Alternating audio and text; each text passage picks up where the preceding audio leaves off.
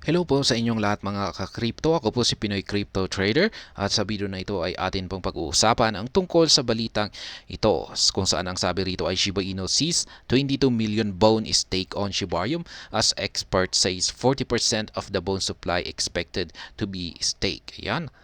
Maraming mga nagsasabi na mga eksperto na aabot raw ng mga 40% na supply ng bone ang mailalagay rito or maipapasok sa staking ng Shibarium. Ayan, na bone tokens. Kaya, ayan, maganda po kasi ang staking dito kay Shibarium. Meron po itong magandang ROI kasi kung pag ipapasok po natin yung bone token natin dito kay Shibarium ay kikita po tayo ng passive income dyan. Kaya ayan, at si Bone ay isa na rin po itong long term na investment na crypto asset.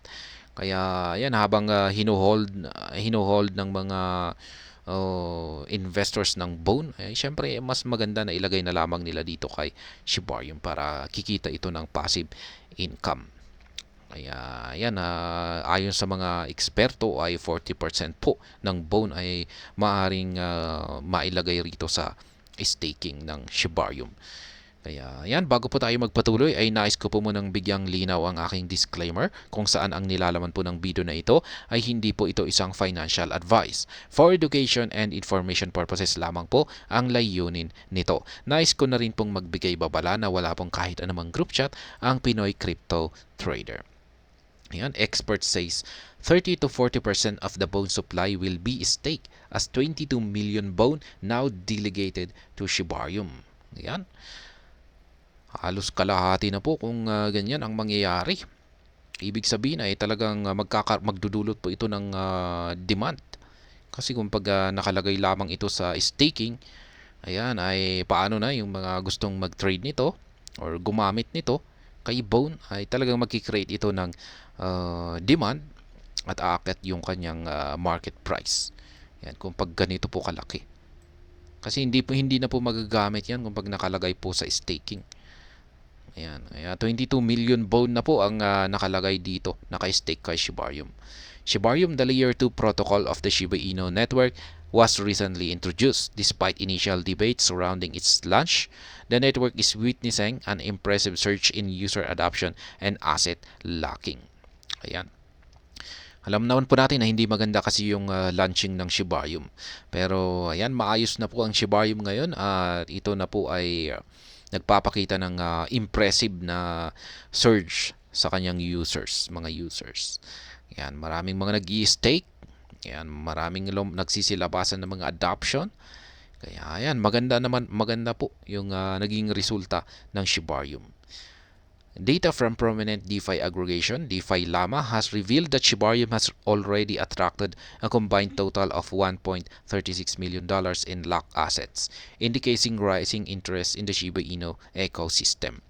Yan na, ayon po kay DeFi Llama ay umaabot na po ng 1.36 million ang mga $1.36 million ang nakalock na assets.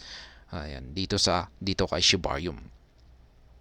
Introduced the bugs. A pseudonymous SHIB community member reports that the crypto enthusiast delegated 22 million bone tokens valued at $27.72 million to Shibarium. This amounts to 9.56% of the total bone supply. Ayan na po, 22 million na po ang naka-stake dito kay Shibarium. Nagkakahalaga po ito ng $27.72 million. Ayan, 9.56% po ito ng total supply ng bone. Yan. Moreover, the crypto community has also demonstrated remarkable confidence in the Shiba Inu ecosystem by staking 17.48 million bone tokens equivalent to $22.03 million on Shiba Swap decentralized exchange. This represents 7.36% of the total bone supply. And dito naman po kay Shiba Swap. Yan, si Shiba Swap ay ito po yung ang gamit pa rin po nito ay ang Ethereum network, kaya lumang-luma po ito. Yan, pero kahit na ayan lumang platform ito ay marami pa rin po ang naka-stake na bone. And umaabot po sa 17.48 million. na Bone tokens worth $22.03 million po yan. Yan nga, sa balita natin, nakalipas na balita ay hinihikayat nga ni Lucy na lumipat na lamang yung mga naka-stake dito sa Shiba Swap. Yan, ilipat nila yung naka-stake na Bone tokens nila papunta kay Shibarium kasi mas mataas po yung reward kay Shibarium. Yan, pero yan ay suggestion lamang po ni Lucy. Ayan, the combined total of assets of LAC on Shibarium and Shiba Swap DEX now stands at 39.48 million na Bone tokens. Yan, combined po ito, yung nakalagay na naka-stake dito kay Shibarium at kay Shiba Swap ay umaabot na po ng 39.48 million na Bone tokens. Ayan, nagkakahalaga po ito ng $49.75 million. Kaya yan, total na naka-stake na Bone tokens ay yan ay 17.16%, 17.1692% sa kanyang yan po yung total na naka-stake sa kanyang Bone from the total Bone supply. Ayan.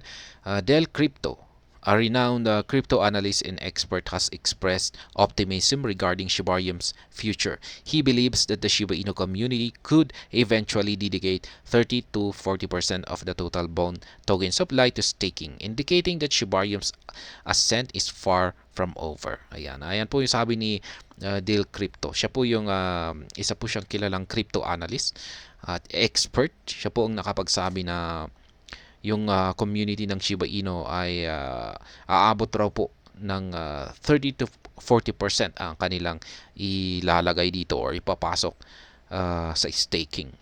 Yan. 30 to 40% ng Bone supply ang kanilang ipapasok dito sa staking.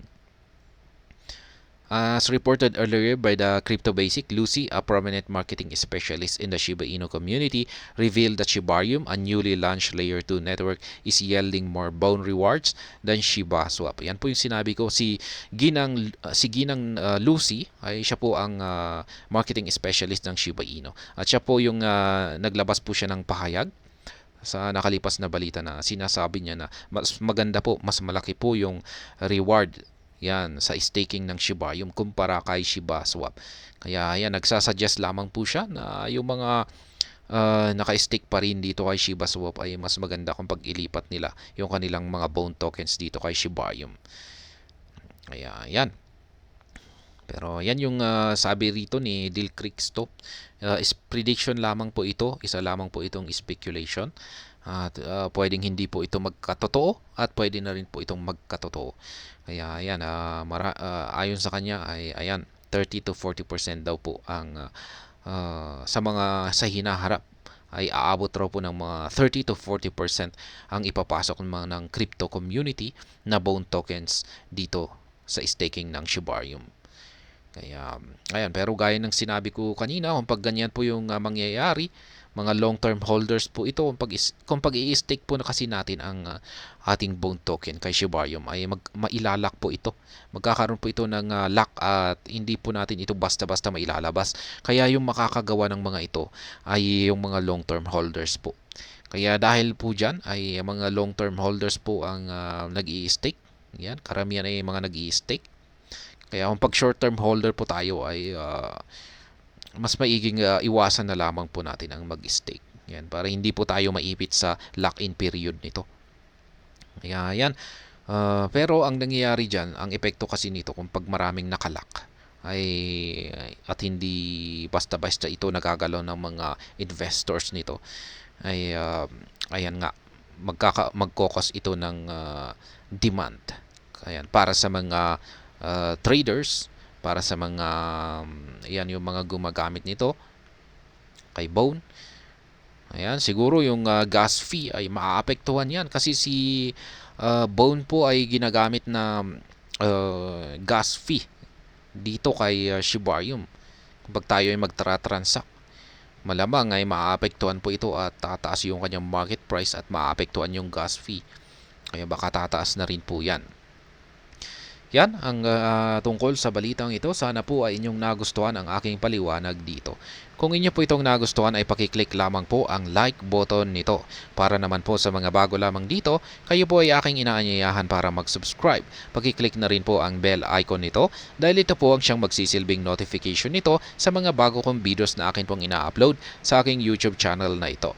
Marami pong salamat sa panonood. Ingat po tayo lagi at God bless po sa ating lahat.